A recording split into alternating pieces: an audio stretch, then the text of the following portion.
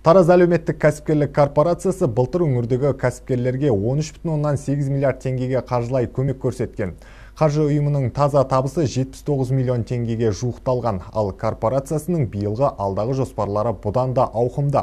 Атқарушы биліктен тиісті қолдау болып жатса, құны 8 миллиард теңгені құрайтын кондитерлік фабриканы іске қосуға мүдделі. Дихандардың шаруасына шырай кіргізу үшін ескі техникаларды жаңарту жобасы да жалғаспақ. Кәсіпкерлік корпорациясының басшысы бүгін облыс әкімі Бердібек Сапарбаевқа есеп беріп, алдағы мақсат міндеттерін баяндады. Сонымен аймақтың ахуалын жақсарту бағытында ұйым тарапынан басқа қандай жобалар жүзеге аспақ?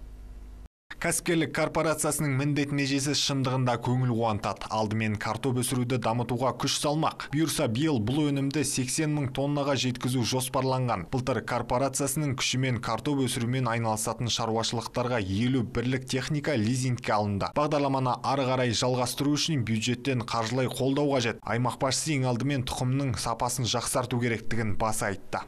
Ең үлкен мәселе жаңа техника, тұқым мәселесі. Содан кейін жаңа технологиялар, жаңа тамшылатып суару, тағы басқа деген сияқты.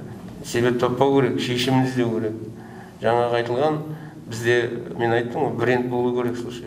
Бренд — это пияз, картоп, құлпынай, малина и бал, еще балық, вот. Осылар дамыту керек. Қалғандар өзінен өз жүреді. Былтыр басталған трейдинг бағдарламасы аясында шаруалардың ескі техникалары біршама жаңарды. Тракторлар паркін жаңарту жобасы биылда жалғасады. Қазірдің өзінде ескі техникаларды жаңасына алмастыруға 60 өтінім келіп түскен. Бірақ бұл жеткіліксіз. Өңірдегі 18 мың шаруа қожалығы қамтылуы тиіс.